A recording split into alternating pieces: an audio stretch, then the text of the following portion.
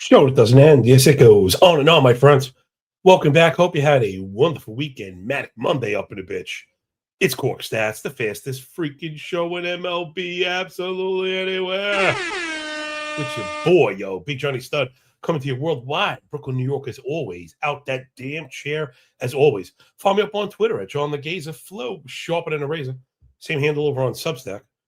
We're $2 a week. Get you 6.5 pounds of shit in a 2-pound box, man. We're stuffing was 5 pounds of shit. We're just finding new ways to pressurize the shit to stuff it in the box. NFL hot and heavy just did a full re-rack of the rankings, right? It's really more about the back end. When I make any moves up top, I do have a riser and faller list. Nothing should really happen outside of news, but I do want you to be able to keep track. The sheets for next year coming along lovely. People getting access to the NFL stuff. Don't be shy. Hit me up. It's a separate link, but it is included in the same subscription. All right, enough of that bullshit. Excuse me. We need more of this. We have a shorty on the docket today. Half slate, half day, kids. 8 games, all at nighttime. Yes. Yeah, it's a fucking break for me, man. Love that shit. Let's get right on into it. It's the best part of waking up. Pitching sheets up in the mug, bro. Today's kind of ugly. I'm not expecting a lot of scoring, right? I think that's evidenced on the board. We got we got a game in Colorado. We got 1-9 in Houston, but I'm to the under. We've got 1-9.5 also. That's in Philly, and we're going to start right there. T-Dub is back on the bump for the Nationals. I guess he pitched the other day. He's got 4 innings under his belt this season. Trevor Williams back in their lives. On the road for the Nuts. On the road against Aaron Nola and the Fighting Phils down on Broad Street, minus 156 for the home squad. Yeah, I don't think we're too concerned about the 4 innings from Williams. We can check out the rehab stuff because I'm not exactly sure how that went. T-Dub, I don't know, replacement level kind of guy, back end kind of inning filler, 34 years old. I mean, again, we've seen him be okay. He had like a really great season in 24. I really wasn't buying it. It blew up in 25, what you'd expect. And this year, I don't know. Let's see what was going on here. So he must have been injured because he only had 2 starts in the minors.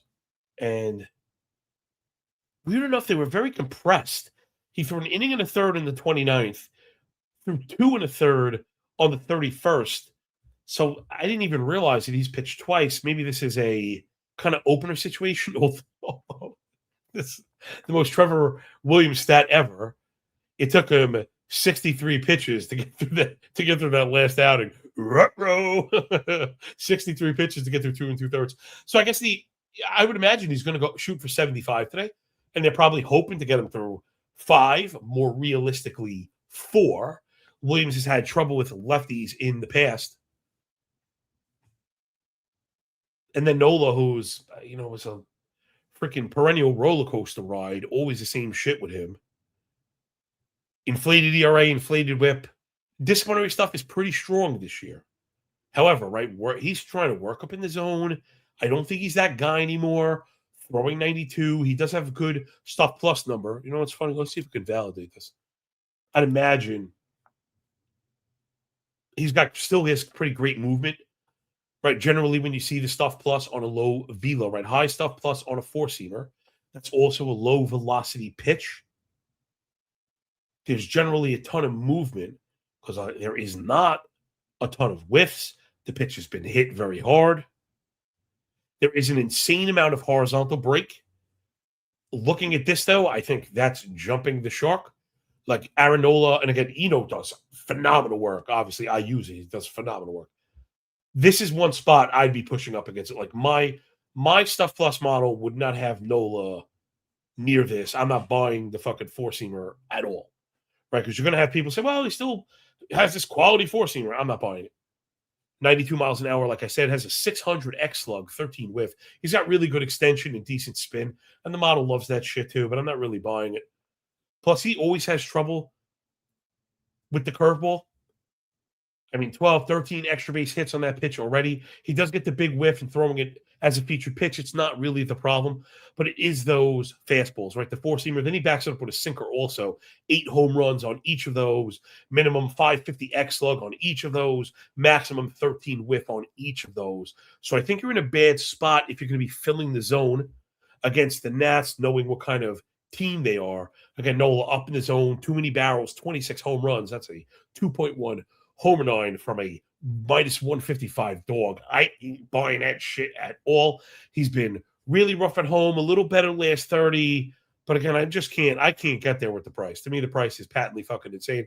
The Nats are like the highest scoring offense in the league. They've been good all year. And it's like, yeah, they removed, what's his fucking face? Curtis Mead, whatever, got hurt the next day. Brady House, decent replacement.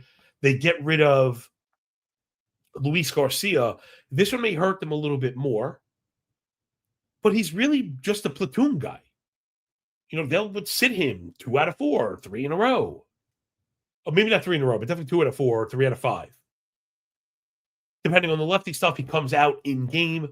So, yeah, he's a really nice piece, but I don't think it really moves the needle that much. I mean, we're going to see. There's only so many kind of, blocks you can knock out of the Jenga tower before the whole thing comes crumbling down. But you got to like the Nats offense. They're in a good spot. Phillies offense has struggled last 7. They're trying to, get up off the mat. Oh, yes. But every time they seem to start clicking, it just never really comes through. Turner is starting to hit. You love Schwarber. You love Harper. After that, it's fucking shitty. It really is. Shitty lineup. Listen, Baum is not a bad player, but he never really fulfilled the prophecy. Marsh had such a great start. Now he's kind of turned into a pumpkin. Real Muto is entirely too old. Stop. We're seeing the flaws. Crawford didn't take the step forward. Brian De La Cruz, you're like, yo, man, what the hell is going on? Oh, as I'm saying, what is going on? Un segundo. My mouse died. And it's hold on, it's a plug-in. It's a wireless. I gotta leave it plugged in. All right, we're back on track. So Phillies offense, I don't even know if I want to put him up there with the Nats. I don't think they're as good as the Nats.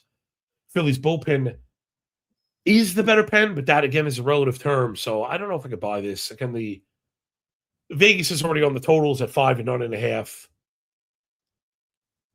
I don't know. I would probably just leave this one alone. Not getting a great price on that Nats run line either. It's minus 155.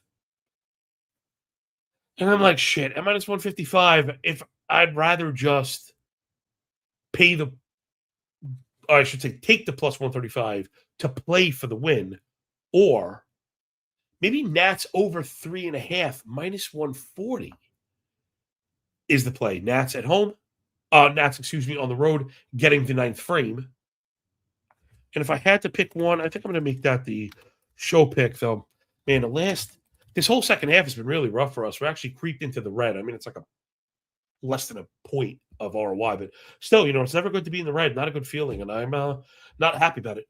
Fucking Brewers yesterday, scumbag fucking Wade Meckler beating Mizurowski, and the Brewers have no answer. No answer. You got a leadoff guy on Bowers in the fucking 7th. He gets fucking picked off, asshole. What is wrong with you? Oh, my God. Brewers totally showed their ass yesterday. And if you ever want to know why I don't think they're a contender, that game was a perfect example. Mistakes, and the chasing in big spots, usually the hallmark. So that's what I'm saying. Right? It's not me dogpiling on the Brewers. Their chase rate, normally a hallmark for that team. And they were chasing all over the place in great spots. Guys that go up determined to fucking swing at everything. Brewers could fucking lick my nuts right now. That was the fucking worst. Next up, Michael McGreevy on the bump for the Cards. They're on the road in the boogie down to face the bad guys with Cameron Schlittler, damn near Kildler, on the bump. For the Bombers, minus 205 for the home squad. Yeah, I mean, listen, you're going to pay minus 205 with Schlittler on a bump against the Cardinals. However, right, but that big shaking butt. McGreevy's been freaking good lately, man.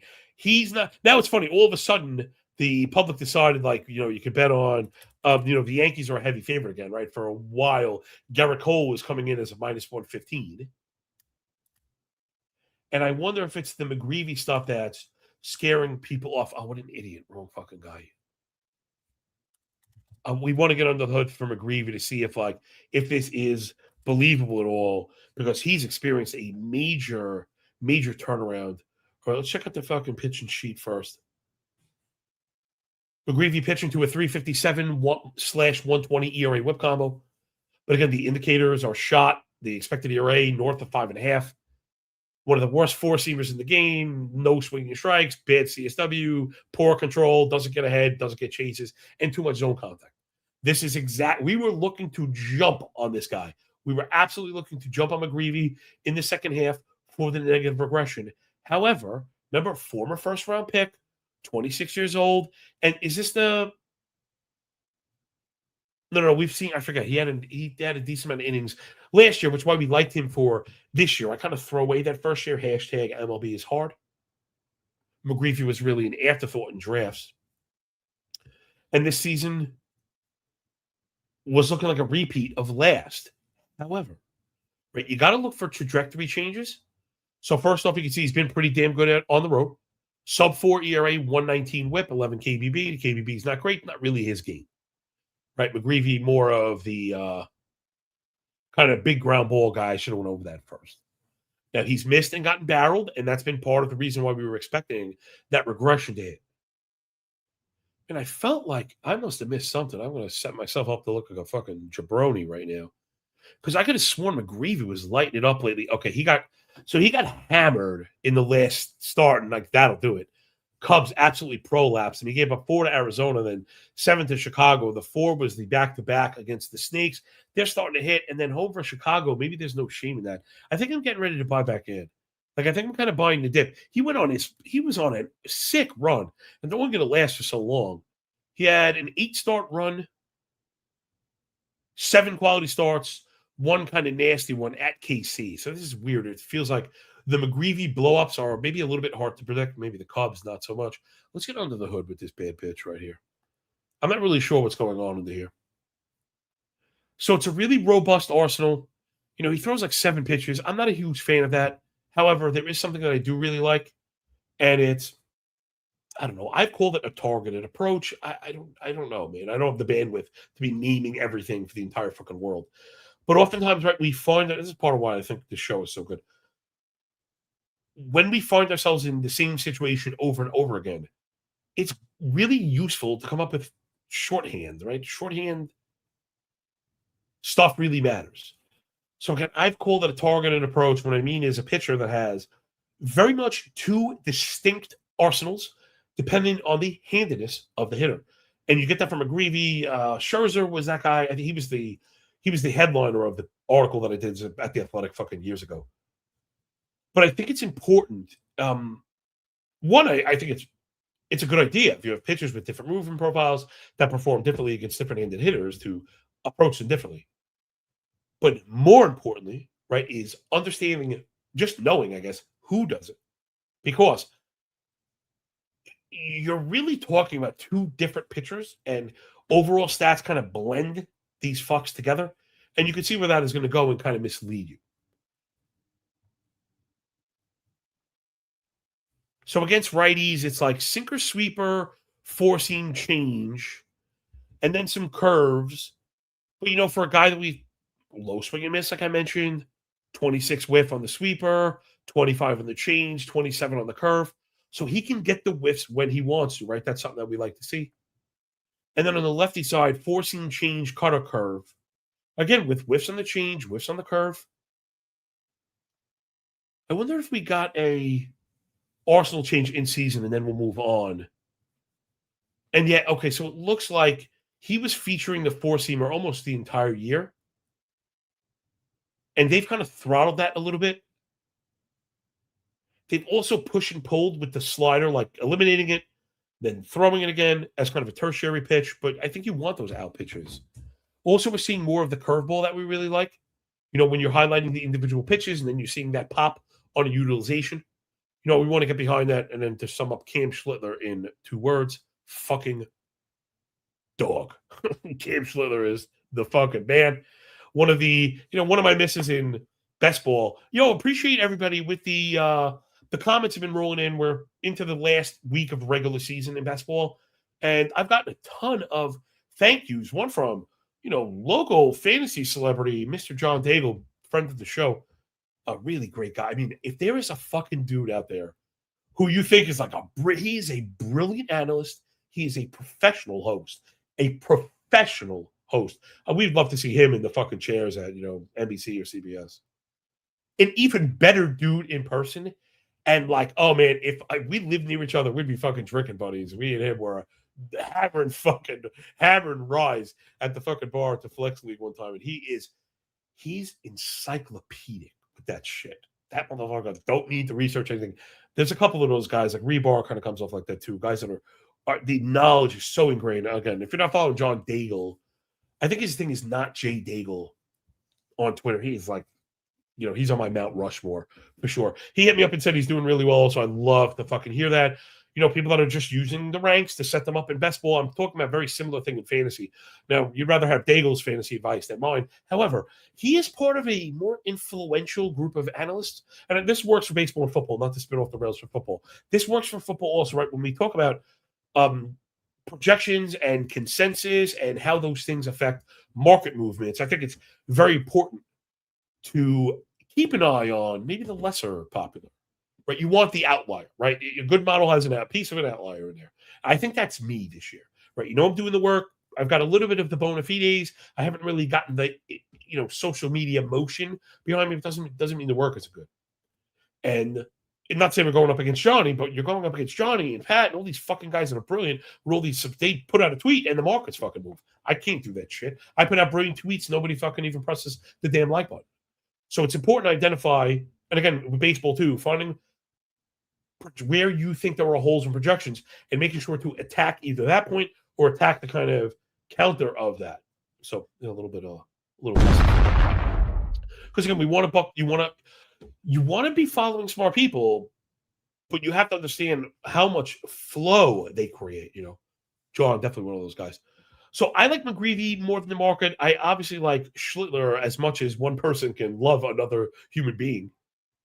Both of these offenses have been kind of ass. Cardinals have – this is fucking crazy. The Cardinals have no home runs against a right-handed hitter. We're pushing 375 plate appearances without a home run against the righty from the Cards. That's a 272 slug and a .027 ISO. I mean, they're lost right now. Yankees have been dog shit, just atrocious. Obviously, when you remove a mega piece like Judge, the shit's going to flow downhill.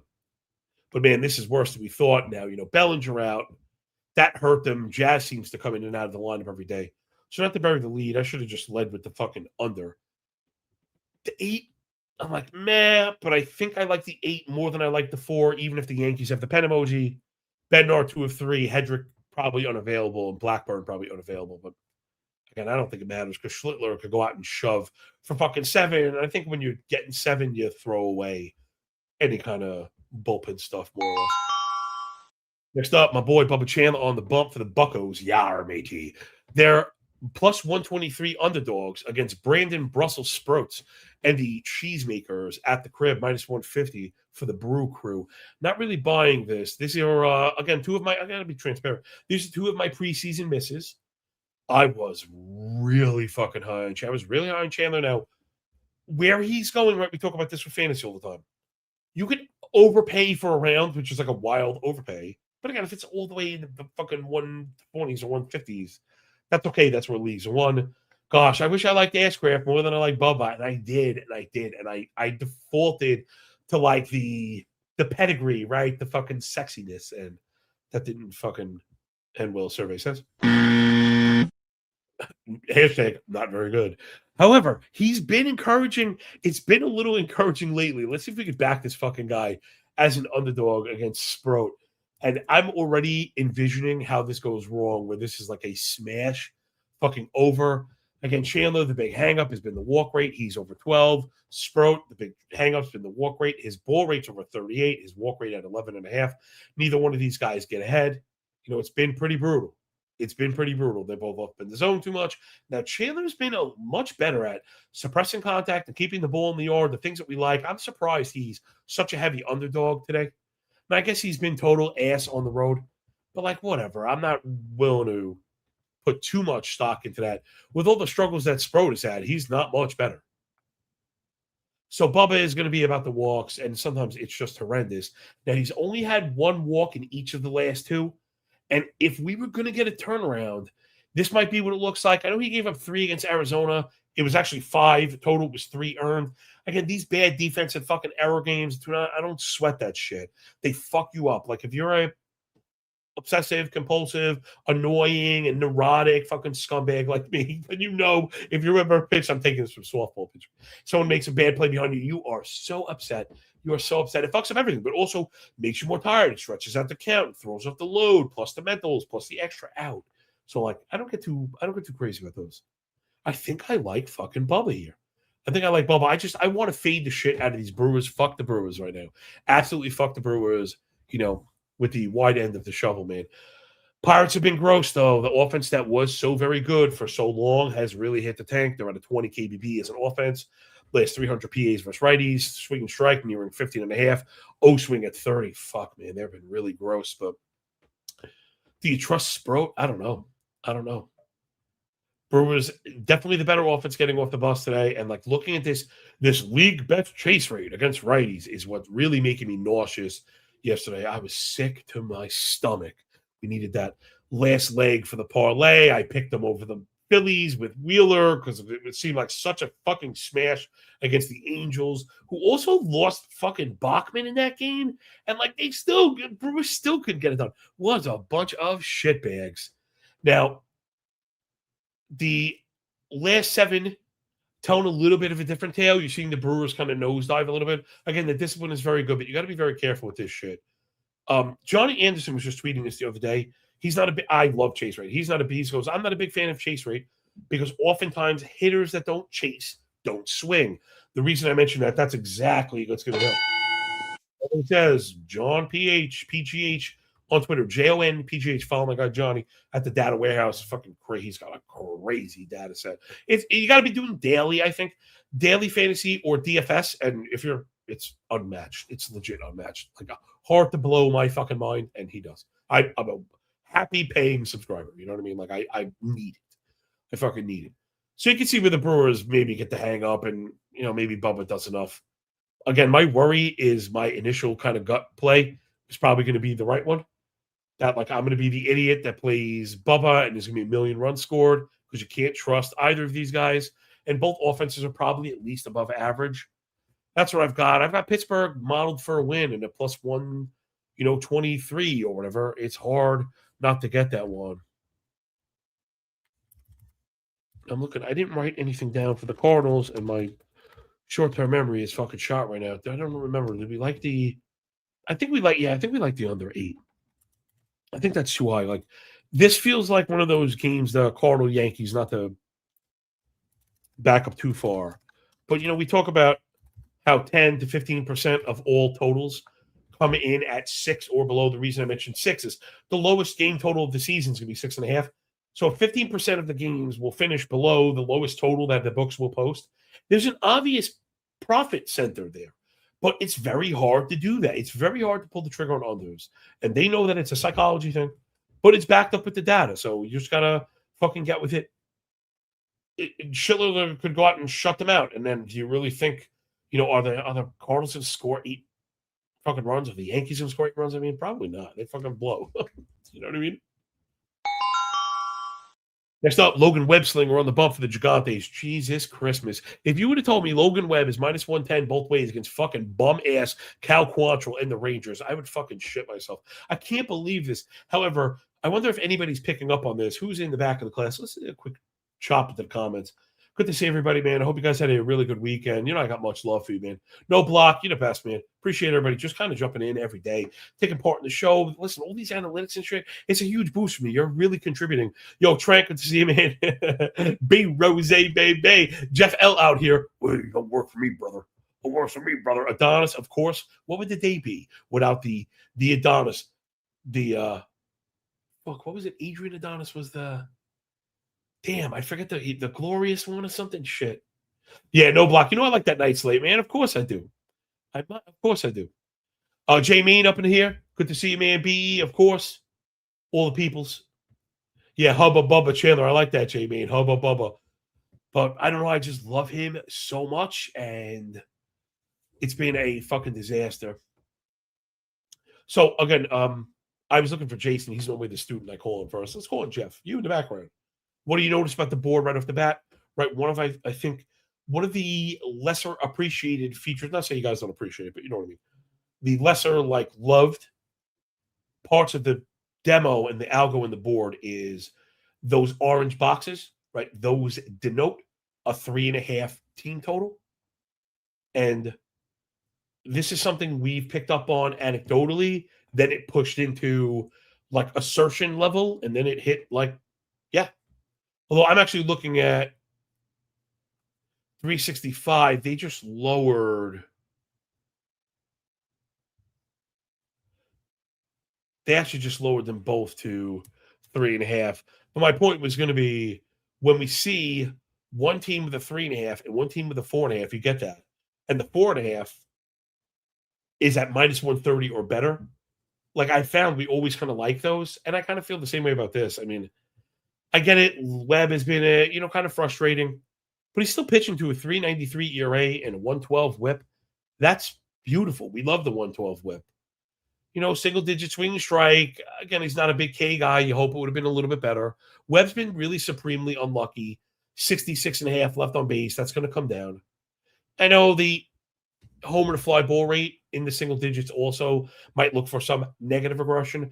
Listen, how do you defeat negative regression on a homer fly ball rate? How's a 52% ground ball, 32 hard hit, 5.5 barrel sound? That's how you do it. Again, and Quantrill is ass. He had those beautiful starts to start. He is not any good, man. This is just an inning filler, right? It's all zone contact, and he's up in the zone. How long was this going to work? 7-7 swing and strike, 23 CSW, 59 first strike, almost 90% zone contact, and then 45 fly ball. That dog don't hunt, man. That dog don't hunt. I mean, the splits are really weak for Quantrill. I'm just not buying this. I know this is not this ain't it, bro. He's also been terrible in that building, and I know Webb has kind of struggled down the stretch, but I'm still buying it. I'm buying the talent. I'm buying the bounce back, and I'm buying the whip also, right? I think that's what we're buying, is we're buying the whip for Webb. Offenses, what would you call it? I don't know. You might even give the edge right now to the Giants' last 14 V righties. They've had a better disciplinary profile. Neither one is hit for power, but you probably give the Giants the edge also. Rangers a few more extra base hits, but the BABIP is 30 points higher, and the K rate is up at 28, 13.5 swing and strike, 81 zone contact, and too many weak ground balls. You're talking weak ground balls. I think you're going to walk right into, Logan Webb's, a very obvious game plan. Last 7 days, edge goes to the Giants. It's not great, though. Yeah, give me the Giants, man. Not like the Rangers' bullpen's been good. I don't trust the Giants either, but Webb can get you depth. I don't think Quantrill is really going to go far. So I'm going to go Giants money line -110. Again, I just think the hatred for Webb is probably gone just a little too far. Next up, Justin Wrobleski on the bump for the Trolley Dodgers. Man, the market's starting to really fall in love with the Cubbies. That the Dodgers and Wrobleski just -126, slight favorites on the road in Wrigley to face Matty Boyd and the Boyd Boys, Baby Bears, on the bump. Alliteration aside, Cubs are +104 at home. Now, I checked it, but you got to check and recheck, then 3-check it when we're talking Wrigley. I mean, it's a beautiful day there. 74, wind blowing in 6 miles an hour. I don't overreact to that, but it's not blowing out. And a cool day, so this should not be an overreactive day, right? That's what we're looking for. Those overreactive days in Wrigley to kind of pump the fucking brakes and get out of the way. You get Wrobleski, like I mentioned, 288/102 ERA whip combo. Boyd, not too far behind, 341/120. But again, you're getting a good deal on the whip with Wrobleski plus the offense. They've killed lefties. That's the Dodgers. We'll get to that in a minute. Disciplinary basket we go. Boyd's been pretty damn strong, but you got to love the Robleski control profile. It's fucking awesome, man. This guy does not walk anybody. He doesn't throw balls, right? He doesn't believe in that. You'd like to see him get the cold stuff over a little more consistently, but overall, Robleski's been a pretty tough customer. He's very hard to take out. Boyd just the same. Now, he's had struggles over the years with the high fastball, winding up at the fucking 12th row, but he's done a really great job of that. I just don't know if he's enough to overpower the Dodgers offense. That I'm the first one to go after them. We bet against the Yankees. We bet against the Dodgers all the fucking time. However, those are the type of teams. My nose is itching. Something must be true. I like to bet against those teams. That was one of the few times I will be down with very small samples when those teams hit the tank. You don't have the time to be like, oh, let's wait for 30 days of maturity. You have to understand, right? So, again, like the Peter Griffin, oh, he said the thing. This is where the moving averages stuff comes in. Oh, he said that thing. He said the thing. He presented clear in percentage. Oh, that's where the moving averages stuff comes in. Not only do we use moving averages and the, interaction of crossing trend lines to indicate trend change. Whoa, that was fucking pretty good. It also serves to identify the shape of those waves. Man, the day off really, I've got the fucking clarity going. I saw my dad yesterday and shit. Big love, Pops, certain teams are consistent, right? So it's a flatter wave. Certain teams spike, right? A bad team might have a low bottom, and then they hit the top really quick. Dodgers and Yankees, well, I'm saying Yankees, not these generation of Yankees, forgive me. Dodgers, even Cubs right now. When you get the flip, they peak and hang, and then valley, and it's brief. So again, when you're getting, even when you start to see the L7 start to show weakness in the really good offense, that's when you attack. Conversely, when you're in the middle of like the 14, 30, and 7 fucking rage, don't be too cute. You don't look to beat those teams. You can look to play them for overs, especially if the total is down. So hopefully you learned something today. So let's see the offenses. I was mentioning Dodgers versus lefties has been a wagon. You would generally think of it as a weaker side split. Shohei and Freddie, like their signature, like premier players, even Tucker, I know somebody's eye rolling right now, are all left-handed. And it just doesn't matter. They have lefties that hit lefties, but also have a really good disciplinary approach. Then they maximize on that. And that's a key. I know it's fucking intuitive when you think about it, but it's not just hit baseball hard. The best offenses work counts and then hit baseball hard. Ooga. That's what you want to be doing, man. Cubbies also have just killed lefties all year. However, we're starting to see a little bit of weakness there. You got to be careful with average when it's being carried by BABIP. And again, you got to be careful of approach when it's being paired with a low swing rate. Again, all the things that I just try and warn people. That's why these, whatever. The sheets are good. Okay, people? The sheets are fucking good. The power stuff is kind of off the table.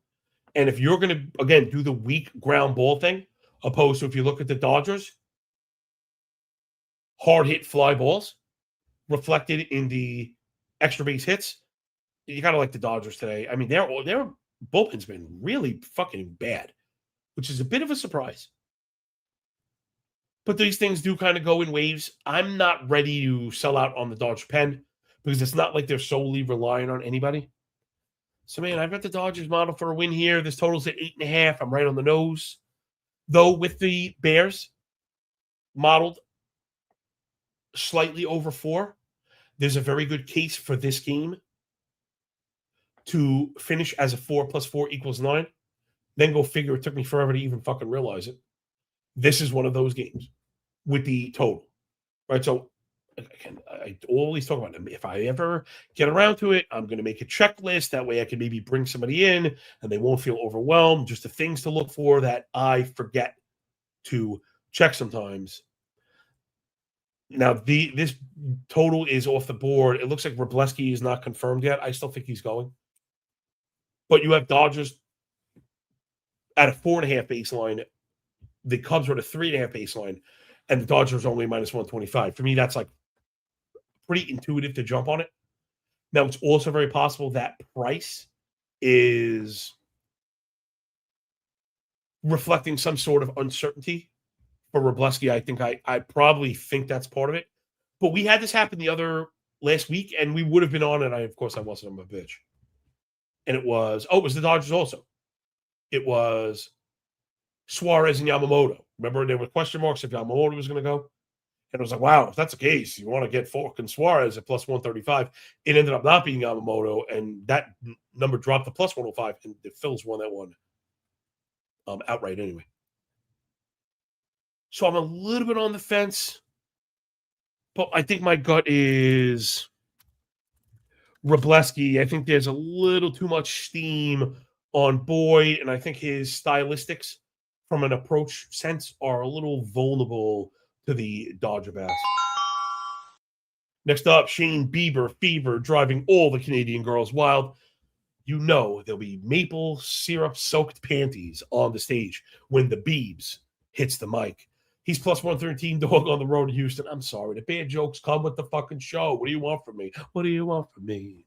Against Christian Javier and the Astros, minus 136, favorite at the crib. They've got the bullpen emoji. It's like everybody but Hader. And you got to have questions about Javier. So, like, I know you normally won't see the bullpen report if the ace is available. But, man, that's like everybody else. Okert. Oh, sorry. I'm missing an E here. Okert and Abreu back-to-back. De Los Santos, Souza, King, and Blue Bow, all 2 of 3. So, you're stretched. No matter how you slice it, when you have 6 guys with a workload concern, bad things can tend to happen. Now, the manager might make the right pick, and have that come through. Now, this one is totaled at 9. I'm way off this. I'm way off to the under. I think. Okay, we do Bieber just really quick. Now, I remember talking about this with I was on with the Sauce Network boys. And, do we buy? Oh, man, there's a clip. Yeah, when you do this stuff, there's just clips of me sounding like such a fucking idiot. But what could you do? Bieber follows up back-to-back gems. 6 shutout, strikes out 6 White Sox. It's nice. 7 gives up 1, walks none, struck out 3 Rays, and it's like wheels up for Bieber. He goes 2/3, faces 9 batters, gives up 4 earned, 6 walks, just atrocious. Which pitcher do you think he's closer to? Honestly, I think a healthy Bieber is closer to the good one. And now Javier, this is where I ended up fucked up, man. It was either, I don't know, it was one of the fantasy guys. Either Eric S. from NBC, it might have been Pollock at Pitcher List. I'm sorry, I doom scroll like a motherfucker. I'm not sure who it was. And they were saying to pump the brakes on jumping on Javier. Here, let me bring up the pitching stats first. You can see what I mean. I have them up. So again, we have a matchup between a Bieber, 5.74 ERA, 163 whip, and a Javier, 7.17 ERA, 183 whip. And I'm like, smash the under. Smash the under. 1. Javier was returning from injury, and I think you got to give him some time to kind of get back, right? He's now made 5 starts. The ERA you see listed includes, he gave up 12 earned in 8 1/3 inning through 2 starts to begin the year.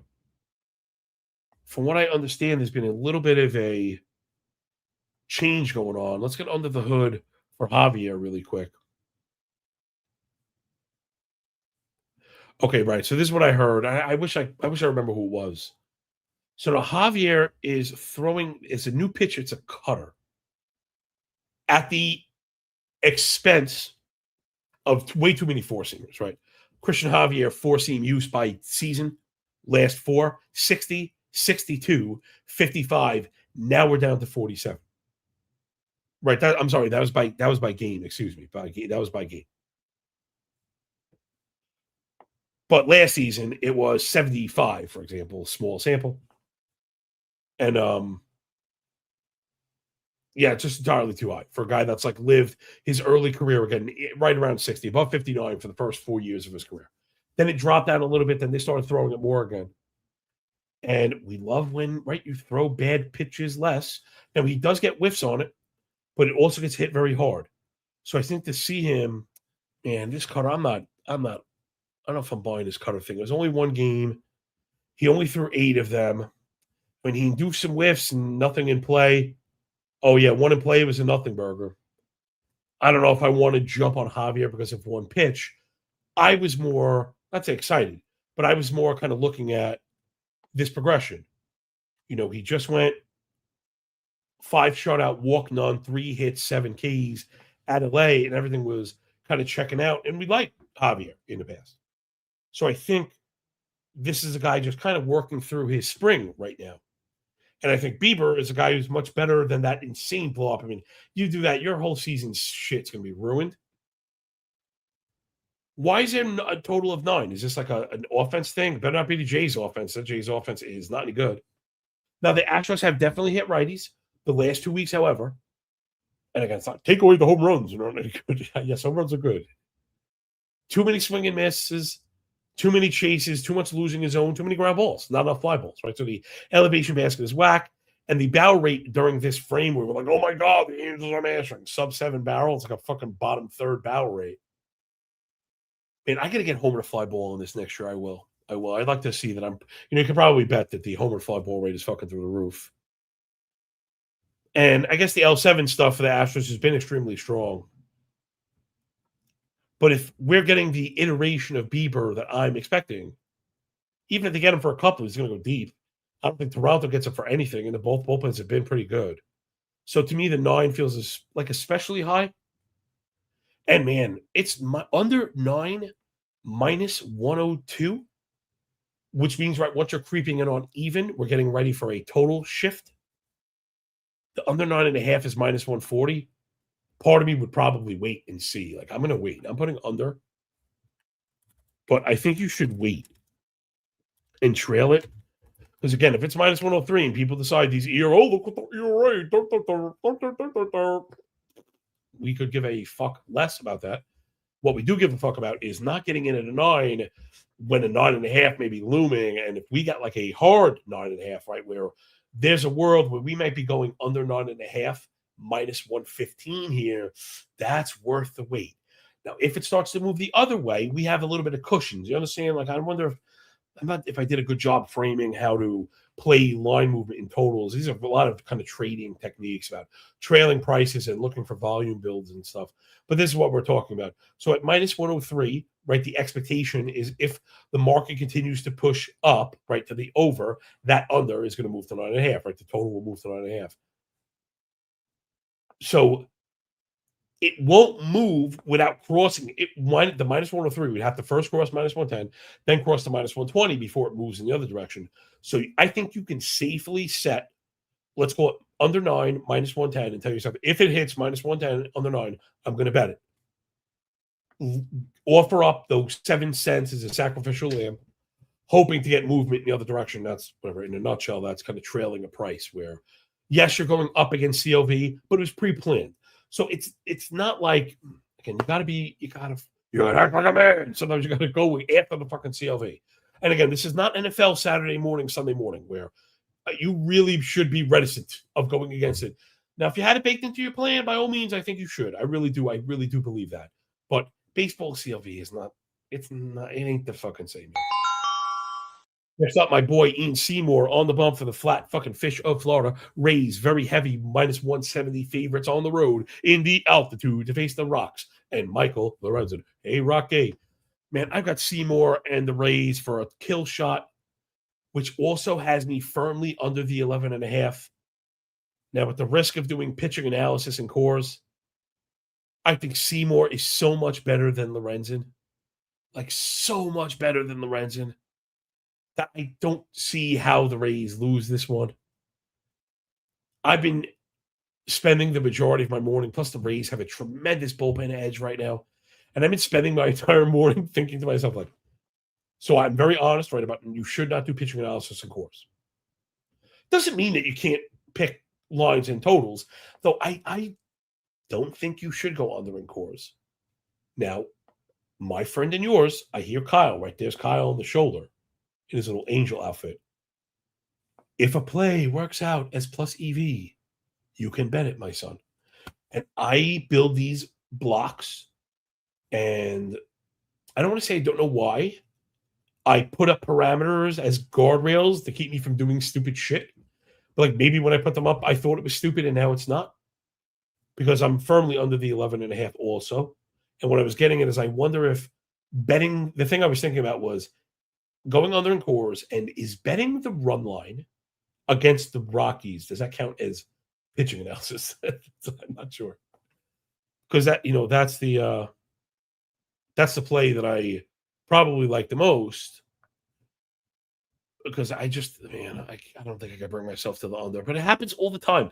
Like we tell ourselves a story that every game in coors goes into the double digits just because the books understand modeling. That's why mine are where they are. I have a coors adjustment. You have to. The offer on the run line is not great. It's minus 175 in the money line and minus 115 on the full game, which is just not a great offer. We like closer to 100 cents, at least 90. And we're only getting 60, so they're like, fuck you. And that's probably because of all the things I mentioned, the 3-phase edge, plus the Rays being on the road, getting the ninth frame. I very rarely pay a minus anything for a run line, but I am getting there. Did we have any other favorites that we really liked? I don't trust the Phillies. I think the Yankees win, but I'm going to be honest. I guess I could bet the Yankees because I have mostly like a near run disparity. Because I was thinking about looking for a pairing. I don't like the other favorites. I think that minus 150 for the Brewers is a bad price. I think the minus 155 for the Phillies is a bad price. And in another world where I was a younger man and used to bet like strictly underdogs, they would both like 1,000,000% be on the ticket. Last but not least, it's El Rey, Michael King on the bump for the Friar Tucks, minus 102 on the road in the desert to face Brandon Pfaadt and the Snakes with shapes on their back. Now, this is one of those board read plays, right? A 4.5, 3.5 with a pretty solid price attached. Let me check it out. Okay, well, you got to do these things in real time. This actually no longer meets the parameter. Arizona just went up to 4.5. But I was going to say it didn't really matter. This would have been an exception because we've got the Padres modeled for a win here. But man, it's really close. I think I just like the price. However, that said, the strongest play would be to the under because it's at a 8.5. Wow, fucking shit! It actually moved to 9. Would you believe that? Which means generally nines mean fives on the first half. It is, but it's minus 125, and I'm like torn. I'm torn. Oh man, I'm all out of units. Fuck man. Oh, yeah. I think it's a 9. I think it's a 9. I always go back and forth. I used to be so hard nosed on the first 5. Then I had those blow up and had Kyle kind of explain to me why the 9 makes sense, and he's right. Which is part of the greater cap. Now the 5, it maybe gives me a nudge to go it on the F5 because usually what I'm afraid of is the 4.5, and sometimes you could just get to 3-2. And there are 3-2s that feel like a low-scoring game where maybe it was an error or just like a clutch hit with 2 outs or something, where you're like, shit. This, meaning there are 4.5 first 5 totals that bust that you wish you were on the full game, because you think it's going to cash. And a lot of times it does. So I don't know. I got to meditate on this one. I like them both.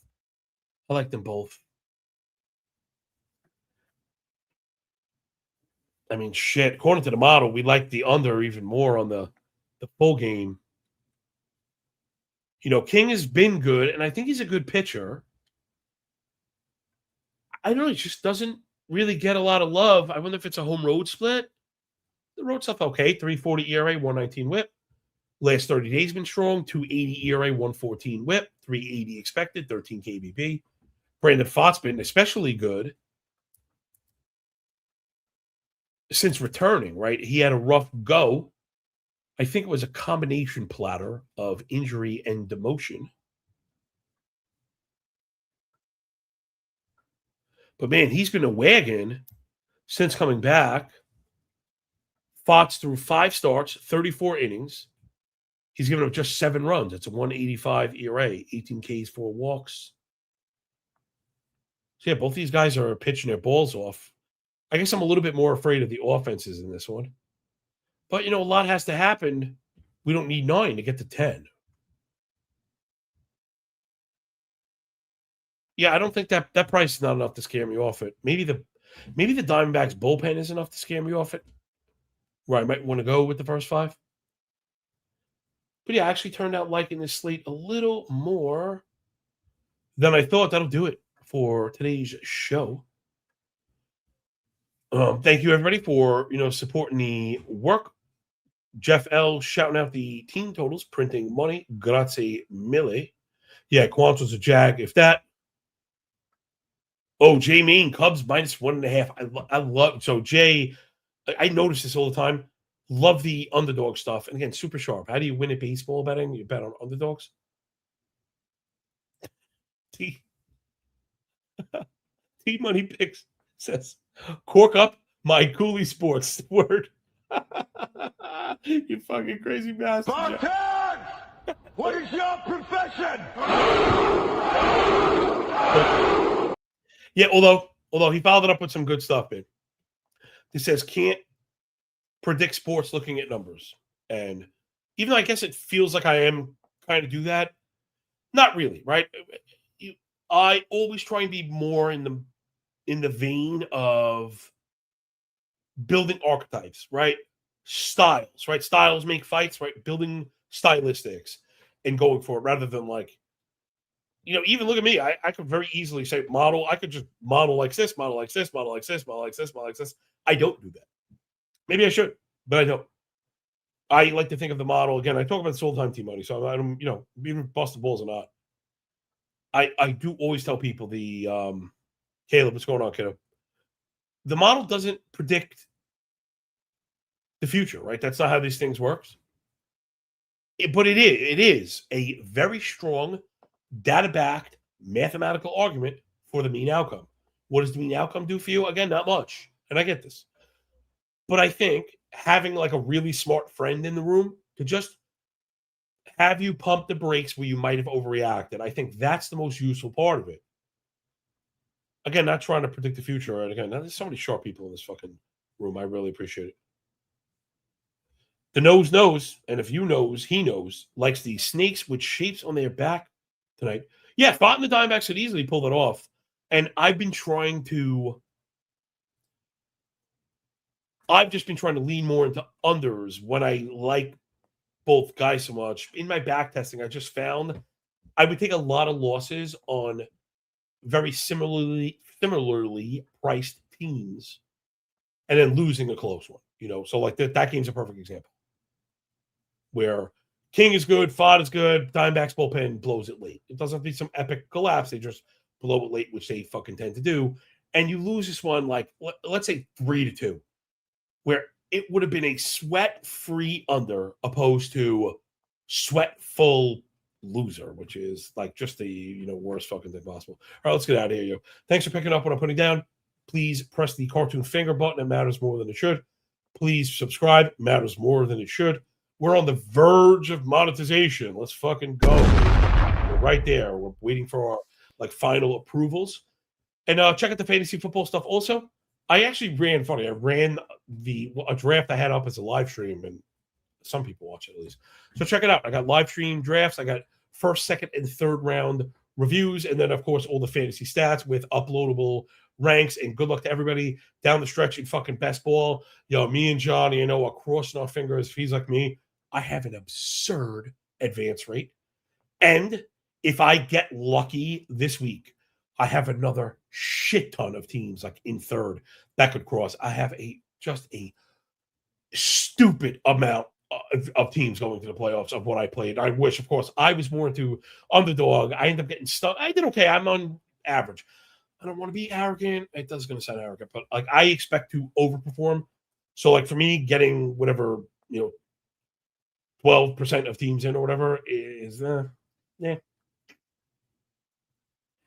it doesn't It doesn't really do it. I'm excited because all it takes is one to get the big one. But like DraftKings, we really fucking showed out. We really showed out. We really showed off how we understood the market that was not fully prioritizing full-time plate appearances and was also discounting the amount of fucking awesome pitching that would be left on the board at the end. I mean, I wish I was more aggressive, but you don't want to be too aggressive because those guys can get hurt. But like between Bryce Miller and Parker Messick, I had on every fucking team, man. These guys are amazing. These are fucking pitching like top 15 guys at the last round of drafts where like people that paid up for fucking Paulie schemes have a fucking finger in the coolie. So, remember, 1,000 ways to skin a cat without scratching his asshole.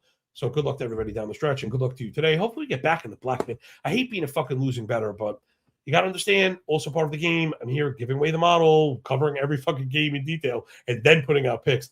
It's hard. It's hard. It's hard. Not to make excuses because I expect to win. I expect to close out strong, but you should know this is not a pick selling service, right? If we were, we'd be betting at fucking nighttime like I am in the goddamn weather. I'll cover that another day. All right. Enjoy the games. Enjoy the day. When we're done with the book, enjoy the pay. And remember, when you work this freaking hard, man, winning feels a lot less like a lot.